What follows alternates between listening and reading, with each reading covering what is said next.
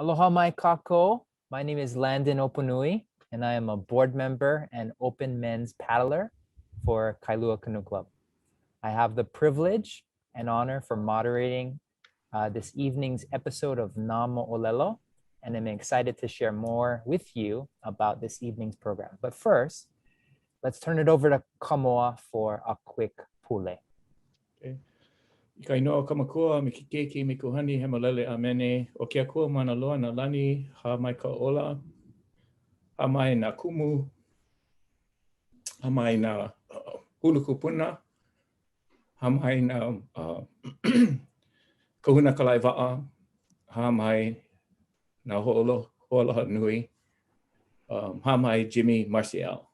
Dear Heavenly Father, thank you for this privileged opportunity to share this next hour with our teacher, our esteemed elder, our coach, our inspiration, special man who founded Kailua Canoe Club and whose spirit you've allowed to continue to guide us. So in the name of your son, Jesus Christ, amen. Amen. Mahalo, Kamoa. That was beautiful. Today is episode number 2 of Na Mo'olelo Kailua Canoe Club webinar series. The inspiration for this webinar series came from an opportunity to connect our paddling ohana during this pandemic. So even though we do need to be cautious about spending time with one another, technology and the ability to connect digitally and virtually gives us the ability to meet tonight and share stories and wisdom and mana'o from very important people that created Kailua Canoe Club that we see today. So before we get started, there's a few housekeeping items. We are recording this video, but if you are an attendee, you will be in attendee view. So you will be automatically muted and we will not be able to see your video. We record these videos because this is a rare opportunity for us to preserve this incredible information that we will be sharing. And we are going to be archiving all of our episodes on our website that you can visit at any time at kailuacanoeclub.com. We want this episode to be as interactive as possible. This is a very rare opportunity for us to ask questions to a living legend. So at the bottom of your screen, you will see a chat box and a question and answer box. So please feel free to add any of your questions and we will try to get to them and ask Jimmy if he can provide us with some insight and mana'o on those questions. Tonight's episode is on the legends of Kailua Canoe Club. Our first episode painted the big picture of Kailua Canoe Club's history. And today we have an opportunity to actually speak with a living founder of Kailua Canoe Club. Hawaiians believe that the past is still very much present, and we are so fortunate and very lucky to have Jimmy Marcial as an esteemed special guest for this evening's episode. I am going to turn it over next to Kamoa so that he can provide an introduction of our special guest, Jimmy Marcial. Aloha. This is an extreme privilege. There's not enough time left in my life to describe Jimmy's impact that he's had on Hawaiian canoe racing, nor on the lives of all the people that he's touched and continues to touch through generations. Just a quick, my prayer that I shared with you was to acknowledge the elder statesman that Jimmy is. And kupuna status isn't just age. Kupuna status is knowledge, mana'o, impact, legacy that you've had on that a person has on a community. And Jimmy's impact on the canoe racing is just will forever be legendary. He shaped Kailua Canoe Club. He and Cliff Ornelas, the spirit of our competitive nature, as I was mentioning to Landon yesterday, was because of Jimmy Marcial and Cliff Ornelas. Jimmy's a beautiful family, Halela Street. The Marcial family helped shape Kailua, period. His dad is just integral in so many different things. And like you said, the past is the present. And the Marcial family has been an integral part of the spirit of Kailua in general, everything that's happened. And so from a coaching standpoint, there was no better coach than he and Clifford Ellis. They brought the spirit to Kailua. They taught us how to win. And that was through hard work, respect, and to believe that you could win. Jimmy, I watched him in awe from when I was a little kid. I was like a little cockroach running around, just trying to follow them, and but I took a lot in, and they were a good mentor. He was a good mentor. He's got a terrific life away from paddling, like many of us, as I shared with you folks, being involved in engineering the building of freeways that all of us frequent on. Kamehameha Schools, very active with that. Just a number of things, and I know I'm going to be remiss in not mentioning everything, but I'd rather have Jimmy tell his story, because I know he's getting embarrassed already because he doesn't like being talked about, but he's going to share a part of Hawaii's history, Kailua's history, that I'm like Max, the 2,000-year-old mouse, but a lot of that is just Jimmy channeling through me. So I'm going to cut it off there because it just, I want you folks to experience Jimmy Marcial. Mahalo, Kamoa, and thank you, Jimmy, for joining us. I wanted to provide an abbreviated introduction for our other supportive panelists, Carlene and Kamoa, starting with Carlene. Carlene is a canoe paddler for many years and a founding member, former president, and head coach of Kailua Canoe Club. She is instrumental in organizing the first official Na Wahine o Kekai canoe channel race in 1979, has participated in 35 channel crossings, and is the current chairperson for the organization. Kamoa Kalama and his ohana grew up in Kailua, and he has since had a very impressive professional and paddling career. He worked at First Hawaiian Bank for 32 years and the Weinberg Foundation for 8. He was a director for the Castle Foundation for 15 years, Kamehameha Schools trustee for 13 years, the Friends of Hawaii Charities president for 12 years, and the director of the Polynesian Voyaging Society for 4. He has completed 50 Ka'ivi Channel crossings, has 43 Molokai Hoi finishes, too many regatta medals to mention, and is one of the top 10 winningest steersmen at the McFarland Regatta in Waikiki. Thank you, panelists, for joining us this evening. To kick things off, Kailua Canoe Club was founded in the early 1970s, but the story began well before then. So I was hoping that we can kick off our discussion this evening with you, Jimmy, telling us about the moment you and Cliff decided to go down this journey of starting a canoe club. Okay. Most people don't know, but Cliff and I go back way beyond canoe paddling. We met probably when we were 11 or 12 years old. He lived up the street from me. We met on our way to school. His family took me in. I spent weekends at the dairy, and he was my BFF. He still is. We were at Lanikai. We had just finished a season, undefeated season. We won every regatta, 4 or 5, I think. We even won, well, we tied with Surf Club at Waikiki, and we won by the toss of a coin. So we had an undefeated season. 67, I think we probably had boku people. Oh my God, maybe a couple thousand turn out at Pinky's. I myself, novice women, probably had about 50 girls turn out. I have to tell you that the year before, the old white guys at Lanikai allowed us to take over the club. We voted our prim and co-president, I mean, the whole bit, okay?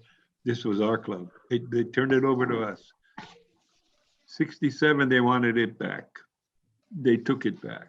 They demanded that the directors, that each paddler get at least 20 minutes in a canoe. Okay, the seniors were paddling at 11:30 at night. Not gonna happen. We flopped. Year after that, they got rid of us, Cliff and I. Hello. Cliff at the time said, I will never get in another canoe as long as I live. I'll never never join another canoe club. Okay. And that's how it ended. He had a girlfriend, Miley Trask. Sorry, you know Miley Carly. Jimmy Trask's daughter. They lived on they lived on Moakua, right next to Governor Burns. Yeah. Mrs. Trask and Mrs. Burns were sisters. Okay, Jimmy was the president of Hawaiian Civic Club. When their program folded, he took the canoe home. And he calls me, Jimmy, I want to start the Civic Club again. I want the youth programs going, especially paddling. Okay, I want you in charge of paddling. Okay. Nah, I'm done. Okay, this went back and forth for a couple of weeks. I call Cliff. How's it, Cliff? You kidding? He tells me, you gotta be nuts. You're gonna do this again? Anyway, he wasn't coming along.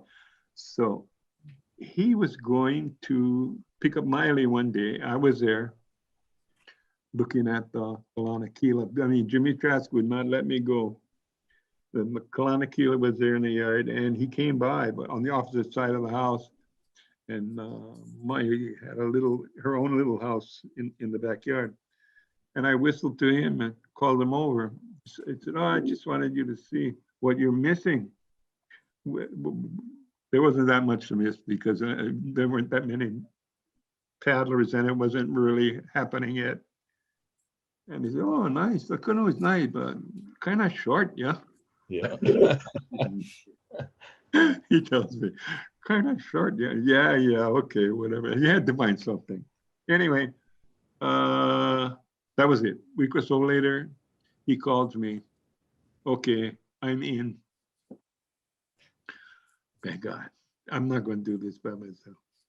He tells me he's in, but he will never coach a Waiini canoe, Waiini crew again, ever. Yeah. So, okay, that's good enough for me.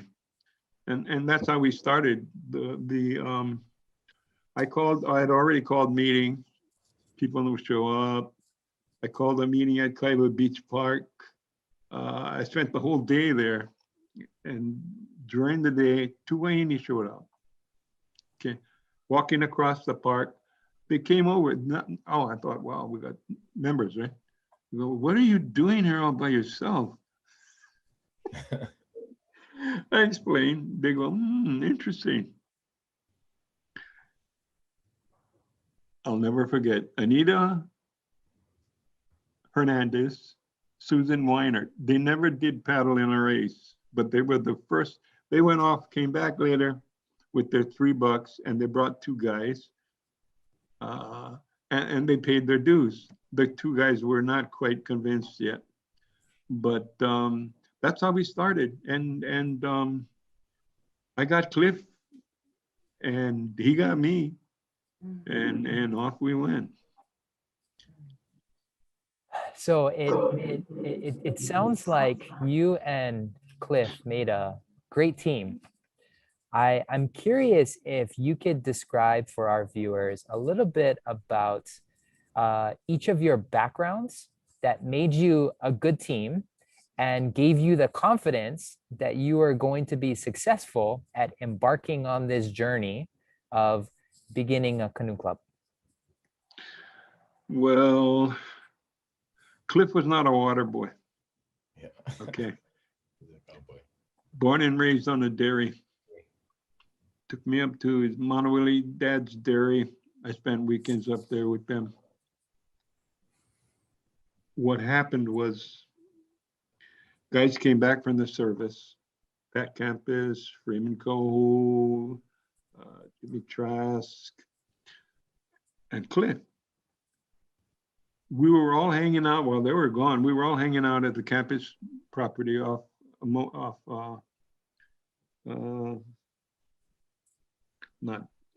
Lanikai. They had a beach property. Next to the beach property was Joe Harper's property. He was the warden at Old Triple C. His lot was from my God, Mokulua to the ocean, and it was all was cared for. Big lots, yeah. Nothing on it but grass. So between the two homes, or between the two properties, Lanikai Canoe Club was paddling. Pat Campus, we were hanging out there, and so he says one weekend, look at the people, Lanikai paddling here. You guys want to make a crew? All novice guys. Freeman had a little Holomua, I think, experience. Yep, sure. We started a novice crew. George Perry didn't have a junior crew, so he made us. We had no idea that once we went junior, we couldn't come back down. So we started his junior crew. I stayed there for a while and then left, got a part-time job, came back to coach in '65. Cliff and I and Bobby Cates. '66, I took over. And I don't know. I never have a problem with can it be done? Mm-hmm. I've done so many successful, I'm not bragging, successful Harbor Regatta 4 years in a row, thousands of people. Yeah. I'm the guy that closed the Queen Surf with my show called Aloha Queen Surf. Yeah. All of these things. And people ask me, whoa, you want to take a chance? It's not a problem. No, I don't fear it. I love challenges. Yeah, so that's pretty much the very beginning. Lanikai finally dumped us, and yeah, the old folks took over again. Perry, Olds, those guys. So yeah. Well, we are all. Give me a little bit just to add to the story. I remember mentioned last time. I observed Jimmy and Cliff one day when they got the club going. We're at Kailua Beach, and the canoes were all there by the getting ready before the race. And Jimmy, you and Cliff were jawing, basically teasing Oman Perry, George Perry, as they were standing. We're getting ready for the race, and I told that was very inspirational for me to see. They weren't arrogant. They were cocky. Jimmy and Cliff were cocky, but they were confident. Yeah. The thing is, they backed everything up. So that's why later on I know you asked him a question about his training methodology, but yeah, mine comes from George Perry. Yeah, but yeah, absolutely. Till you bleed. Yeah, you want to ask me what kind of coach I was? Yeah. Yeah. Till you bleed. Yeah. See, I'm a much better coach. They don't bleed anymore. Well, Jimmy, we are all very grateful for your hard work and your vision and for walking the talk, because if it weren't for you and Cliff, none of us would be here today. Yeah. So my next question for you is about how you and Cliff divided your leadership amongst the two of you as the club continued to grow. Well, immediately getting Cliff was to not having him coach. If he said he would never coach Wahine. And that was, okay, that was a plan. He wasn't going to coach Wahine, but he was the master. He was different than me, where he was softer. He liked to talk to you about your problem. I'm just get in a canoe kind of guy. Huh? But Cliff the kids loved him because you know, that's the way he was. And I know he could get all the paperwork done, and you know, he's working downtown. And that would be his specialty. Of course, he would be coaching. Um, I never had a real love for coaching guys, you know. Once Cliff told me you'll be the whiny coach for the rest of your coaching. Uh, I I really enjoyed coaching women. They were so more receptive, and they enjoyed just being there, you know, being part of a group, and they learn so fast, and they got balls. They don't care, you know. My Wahinis, they were tough, man. Ask Carlene. Yeah. She sat in back of 5 of them for years. Yeah. And fun and silly. We were fun, silly, and worked really hard to paddle and do well. Yeah, for Jimmy. Carlene knows. Carlene paddled with me for a while. Yeah. So okay, Cliff was going to take care of, like I told you, the basics, the paper basics, eleemosynary, the whole bit, and he did well. And besides coaching the guys, that's not an easy chore. Coaching guys is not easy. I had the easy job. So yeah, I give it to him, man. You know. Anyway, that's pretty much what we were. So It worked really well. Yeah. And then once we got started, we were just both coaching. He had a style, I had a style. We didn't always come to agree, but you know, sometimes there was a different path, but we would always get there. It'd take a while, but we always get there. Sounded like the two of you complemented each other quite well, and you guys did a great job with dividing and conquering. My next question is about maybe a memory or two that you can share with us about starting the club. I know you already mentioned the story about the first two Wahine paddlers of Kailua Canoe Club, but maybe you can highlight some of your other favorite memories of beginning the club.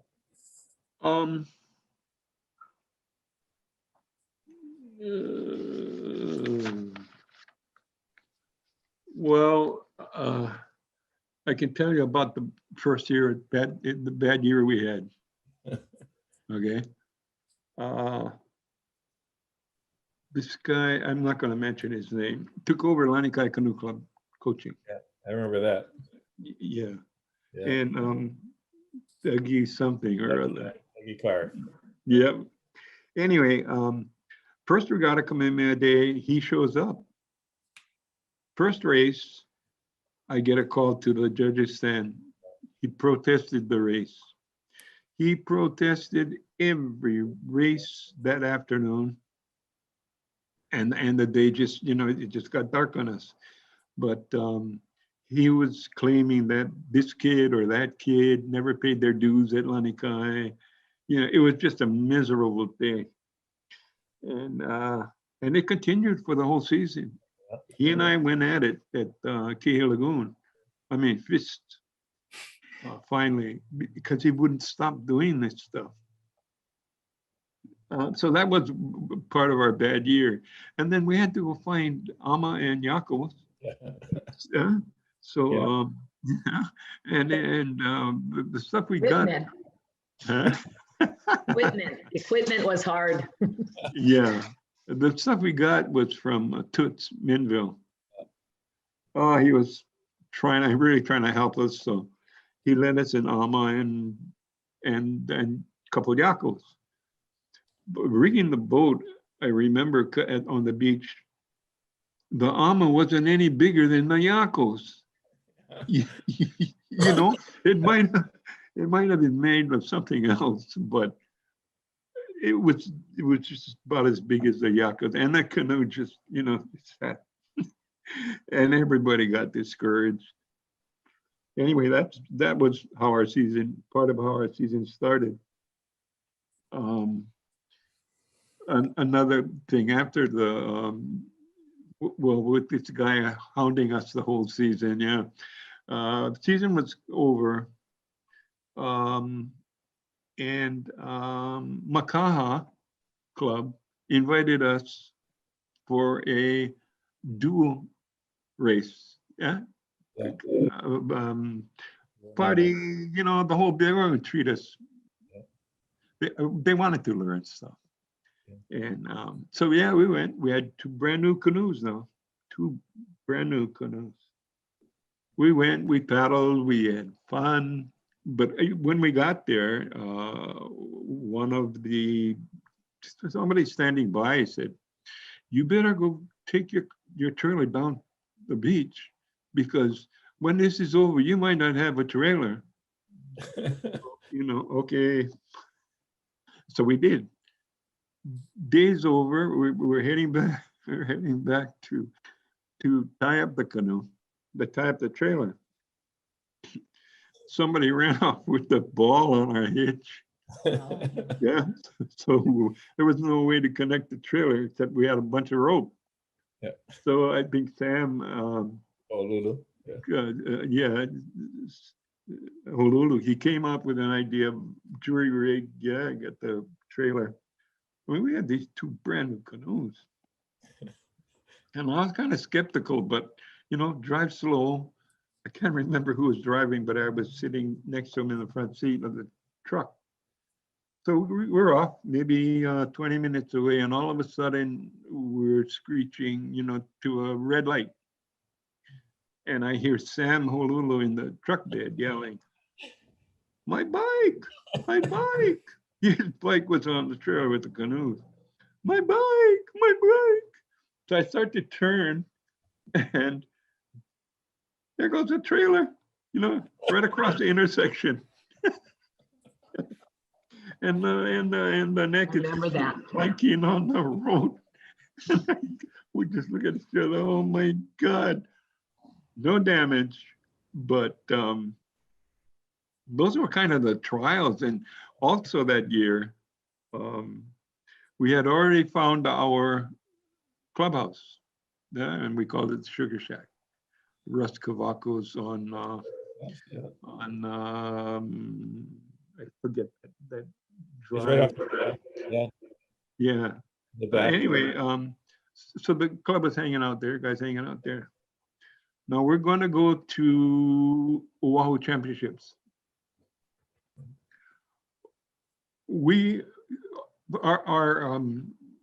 Our get rich quick schemes were, part of them were saving Primo cases.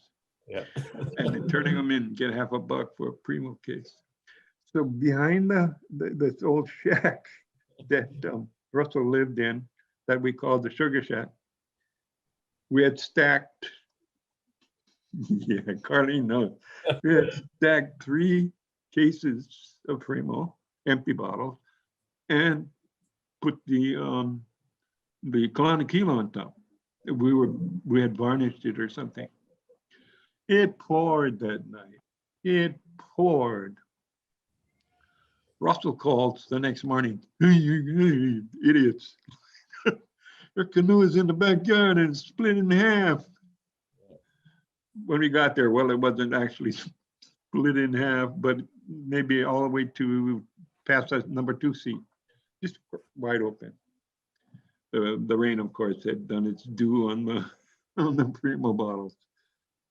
Called Kenny Olds, and my God, the next day that boat was at the regatta and ready to paddle. The very next day, this is all first year now. Now, how you want to feel discouraged? I mean, but not, we're not bailing, not on this baby. That's pretty much how our first year went, just full of unexpecteds. Yeah. Well, any journey worth going on usually begins a little rocky. So I'm glad you were able to persevere. Just I a So- love reference the point, rocks. I and love the rocks.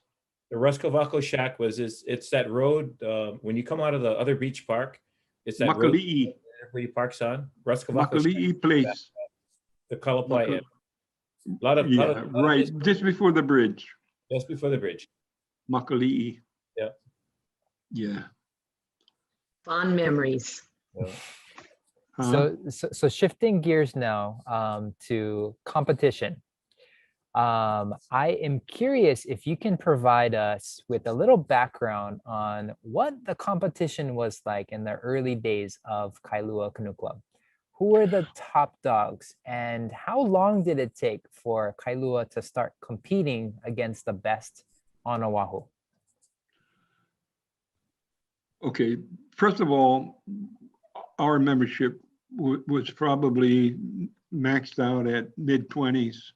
We were full of kids, and so is Lenny Kind. Most clubs started like that, kids. But by now we're paddling against surf club, 30-year-old women, been paddling forever. Guys the same. I got lost. I'm sorry. No, when we're looking Oh, at the powerhouses. Yeah, Powerhouse. okay. Surf Club, Helani, Huinalo, Outrigger. Yeah, pretty much the big four. And well, and Lani Kai also, they had recovered from what we did him. So top five.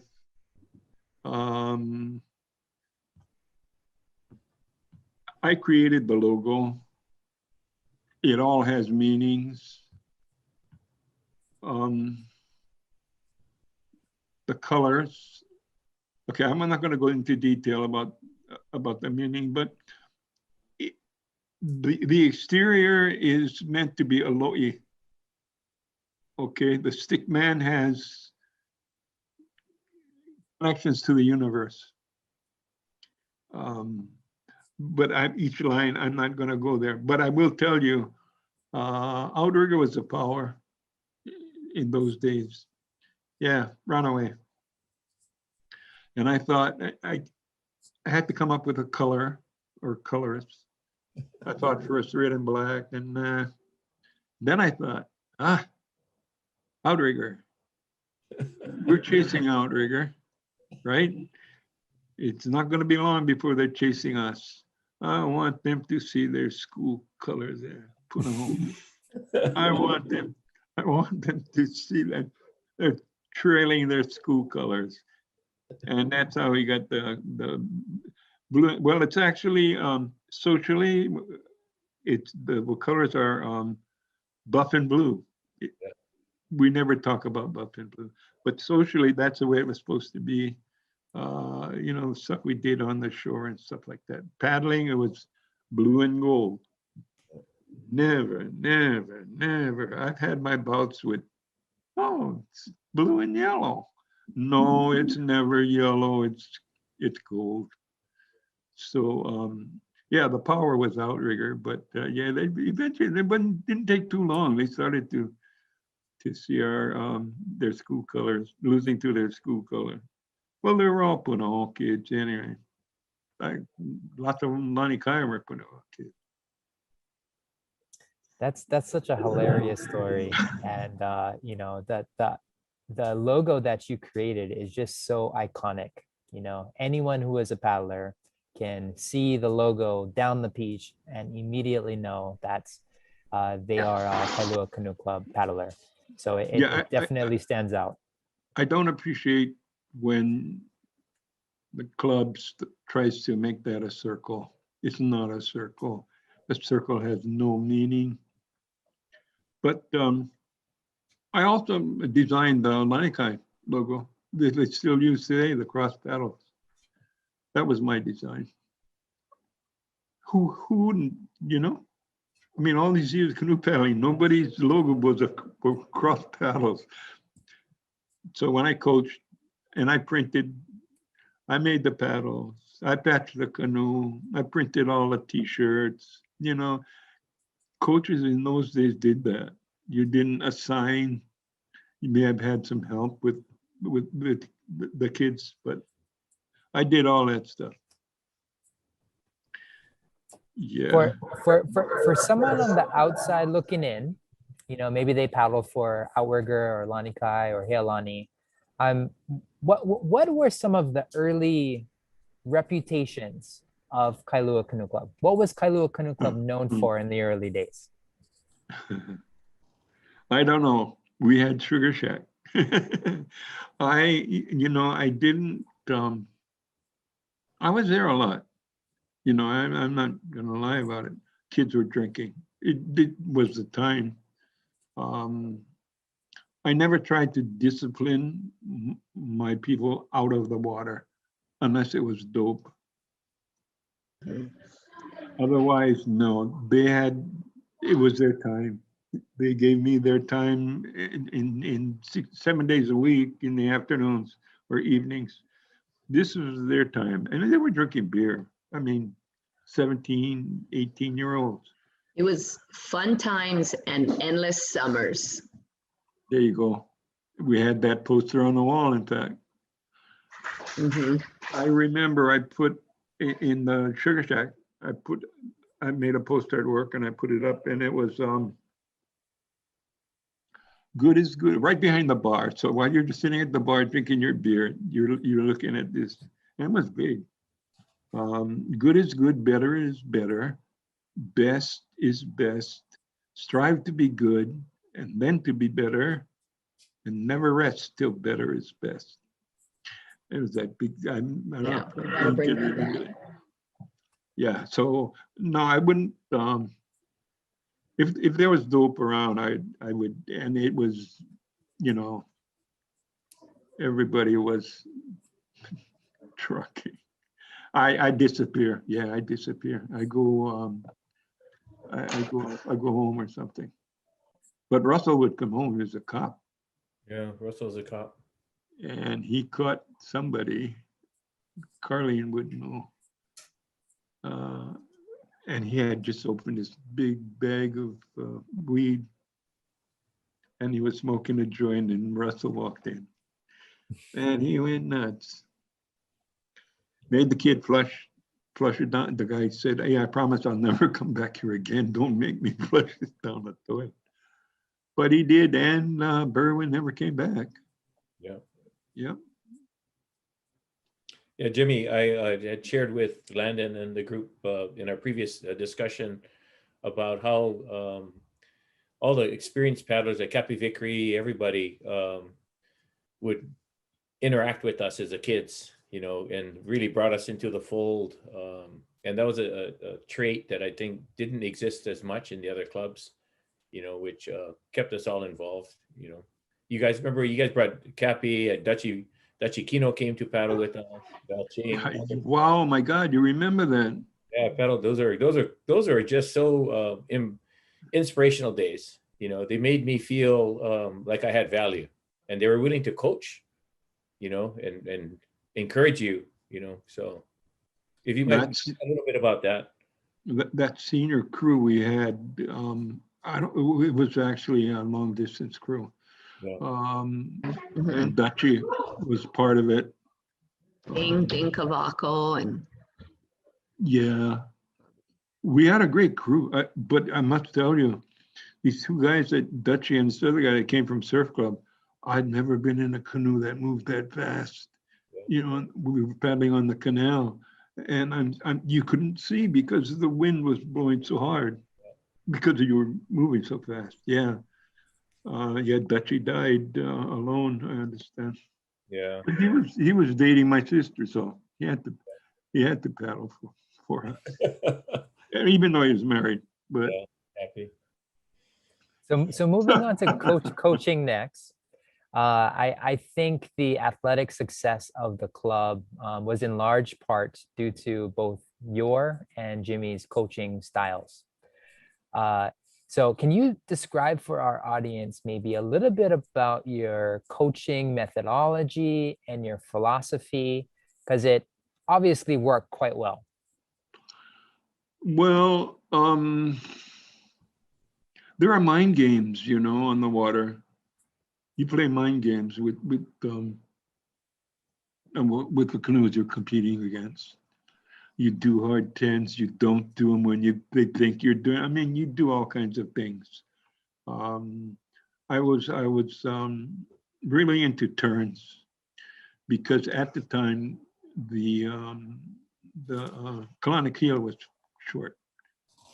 Boom, 3-4 strokes were around. I mean, and women, Yeah. that boat would just turn on a dime. But we paddle 7 days a week. Yeah. If there wasn't a regatta weekend coming up, then we got Sunday off maybe. And then the Kailua girls might decide that they're having a luau or something. I remember one time they did it the day before the race. And I said, you guys not paddling tomorrow?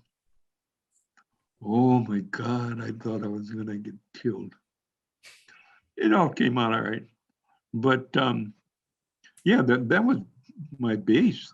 Carlene, the Quellos, Kathy, you know, that was the juniors and probably seniors.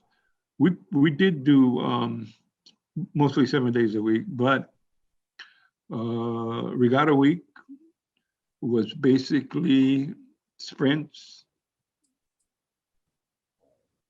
What would you do in this situation? What would you do if you're sitting next to or paddling next to outrigger and whatever? We were prepared for everything, but we would also during that week just practice starts, turns, sprints, and the schemes that we were going to use depending on who was next to us or who was leading or whatever. But oh yeah, we worked hard. Yeah, Carlene knows we worked hard. So what about distance paddling? Did anything change training wise for distance? You sure you want to go there? Okay.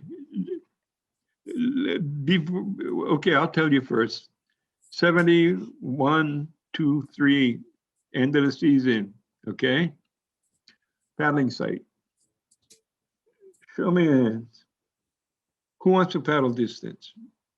The women. Half a dozen, maybe more. You know, okay, we're going to have a meeting then. Okay, next week after next or something. The season was in October. So yeah, the race was in October. Okay, first meeting, maybe 2 girls show up. Where is Debbie? Oh, she can't paddle. Her father won't let her paddle. This is 3 years in a row. Where is Sue? Oh, her boyfriend don't want her to paddle. Where is Lucy? Oh, she's pregnant, yeah. Where is Betty? Oh, the family going vacation. 3 years in a row, I got this, okay, from my girls. Now you ask about how I feel. Well, that was the end of that. And then I knew they had to come together. And don't ever feel neglected by guys that won't help you. Go out and get people that will help you. And they did eventually, and they were successful, very successful. But I told them the last year, you got to do this by yourself. You don't need a crew of club members. You need a crew of paddlers to make that crossing. And once you get these Wahinis across, you've done it, no matter what club they came from. Mm-hmm. And sure enough, but I had already coached long distance women. At Lanikai, we had 3, at the end of the season, we had 3 long distance races. One from Mauna Loa to Waikiki, one from Waikiki to Pokai Bay, yep, and one from Coconut Island to Kahana Bay, all women. In the first race, Moana Loa, Heilani, Baby Bell, was making changes with guys. The guys would get in with the women. I mean, there was no rules. It's just so many people you can use. And they would put the wahinis in the canoes, making changes, okay? I got mad. Second race, I got me a one-man raft, you know, World War II raft, blown up. And the girls would get in the raft, and then I'd let the line out, and they would just, I mean, they never touched the water, you know, just to get in the canoe. Oh man, that was wrong. That was bad. We won. We didn't win the first one. We won a second. The third one, Pukai Bay, that is a distance. We started off, couldn't get the escort boat started, Waikiki, and the girls were just heading down the course. And they all but disappeared before we got going. We caught up to them and could tell that they were just going through the motions because they had no idea where we were, you know, and they were alarmed. So once we got there, boom, past one canoe, past two canoe. I mean, you could see the difference in the energy and the stroke. And we passed everybody. Huinalo, Heilani, and Waikiki, and Huinalo. Huinalo was bleeding at the time. Sam Steamboat. Okay, we do the distance. We're leading all the way. We get a mile or so from Pukai Bay. Sam Steamboat, escort boat and canoe, they're catching us. And you know, we were within 2 miles maybe. They had the biggest escort boat. I mean, it was a Lurleen. And as they came by, everybody came out. They had like 30, 40 women they were using, you know, we had 9. And they were all laughing and waving at us and doing the, you know, enjoying themselves. The girls started crying. The stroke started, you know. And I said, hey, come on. Be prideful. You guys led this entire race. They're cheating. So let's just get this thing over with. So we hit the berm in Pukai. And their canoe goes into the bay. We come up, we come up, we come up. We enter the bay and wow, voila, 50 yards from the finish line, the canoe is upside down. They're all hanging on to the canoe, the bow of the canoe, and our girls are waving as we pass by. We won the race. But distance, I have no problem with distance. Yeah, love to coach Wayne's distance. They're tough. So I mentioned some of our other panelists' paddling accomplishments, and I'm sure that you are just as decorated as them. So I was hoping you can provide for us maybe your greatest personal paddling accomplishment. I never was great. You were in some really treacherous Molokai races, Jimmy. True. I actually have one on my Facebook. 61, I think, 1961. We crossed with 15-year-olds and novice guys, no, freshmen, I gotta admit. They were big Howley boys. But they were like 17, 16, 17. Cappy Vickery was the oldest guy in the crew. He ended up being the captain. I was going to go all the way steering. Okay. We get to, we're surf club had never lost, I don't think, that race. And it was like this back and forth with surf club all the way. We get to Cocoa Head, we pass them.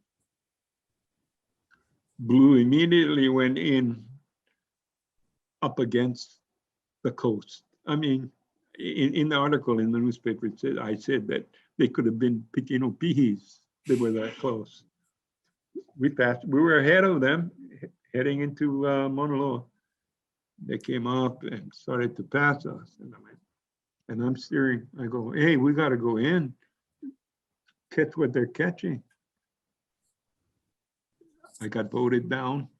I got thrown out of the canoe. Cappy made the decision that we're going to go straight ahead.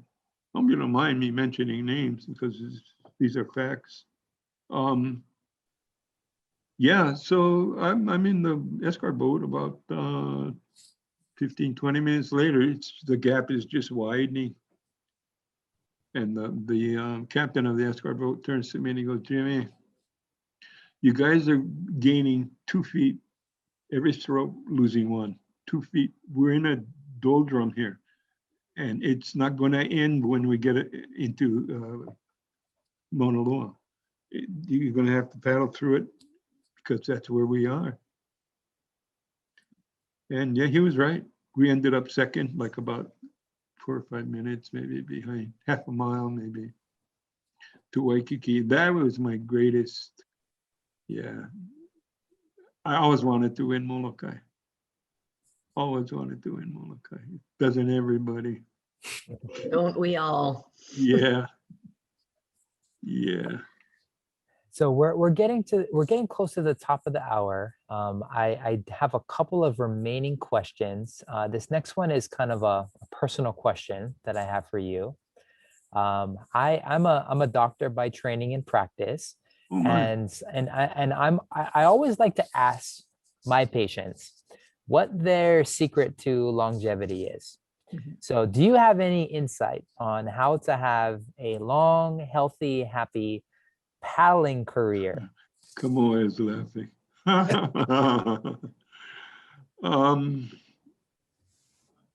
I don't know. Just be active. I'm not anymore. I sit in my easy chair most of the time and play with my iPhone.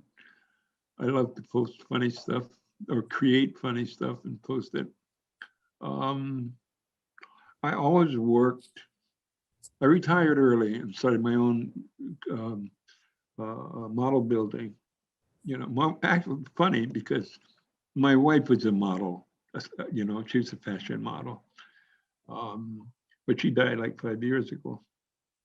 And yeah, so I went to work for a guy that built models, and then I started my own business, and then all of a sudden, you know, it all ended. I stayed home. I raised Ilima. Wife and I were sewing Ilima for, I don't know, 10 years maybe, right in Kailua. Good, you know, it was cheap. In those days, Ilima was like $5 at the florist. I used to sell to my friends for 6, friends and family, but $5 at the florist. Yeah, we did a lot of get up at 3 or 4 in the morning, go pick buds. Yeah. Kamehameha Day parade. We did. I mean, we were, you know, we were pretty well known, I must say. And Good therapy. huh? Being out in the yard, therapy. Yeah. Wife was like that. She was a homebody. She was a model, McInerney model when we met. We got married because she was up by, but we probably would have got married anyway. This is And beautiful. she didn't want anything to do with paddling. Yeah. Surely you would know that. Yeah, it's beautiful. And I didn't want her. If she didn't want to be, boom, that's fine. She didn't. I didn't want my kids to be involved in paddling. She accepted that. It's just too many distractions, and also your kids paddling spend summer paddling. They're not doing anything else because we were paddling every day. You know, you're not going to a ball field to watch your kid play ball or basketball gym to watch your kids shoot baskets. You're not seeing that. if they're hanging out at the beach, paddling. I shouldn't say hanging out at the beach, but paddling has its own community, you know. And no, I wanted my kids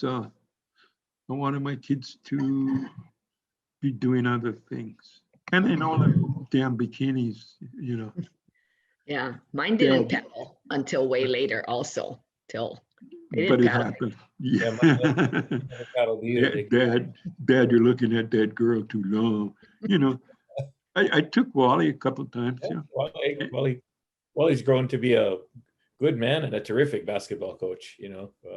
Yeah, 7 years at Kailua. Before that, he was they won state at that school up in Nuano. Pacific, yeah. Then he was a lefty. Wally was a left-handed shooter. The son, Wally. Yeah. Yeah, my grandson, Wally's son. Yeah. He got to scholarship at Kansas University. First 2 years, he was considered a freshman to look at, 12 on the continent. He was a freshman, his first year rather, freshman to look at. And then sophomore year, he tore his ACL. Yeah. That'll do it. Yeah, it didn't work. So now he's in charge of the baseball team at Kansas. Yeah. I mean, you know, the programs, the whole bit like that. So Wow. he's living in Lawrence. Yeah, got Yeah. married. They had a baby recently. Yeah. Yeah, they do that. Our I kids. got a question from the audience, and then I would like to close this evening with one last question. So before I get to that question, here's the question from the audience. Maybe this can be a quick answer. What year was the Makaha dual race? 70, was it 3 maybe? Makaha dual race. Going out there, When you took your 2 new canoes out. Oh, I'm sorry. Yeah, the dual race. Oh, geez. 73, 4?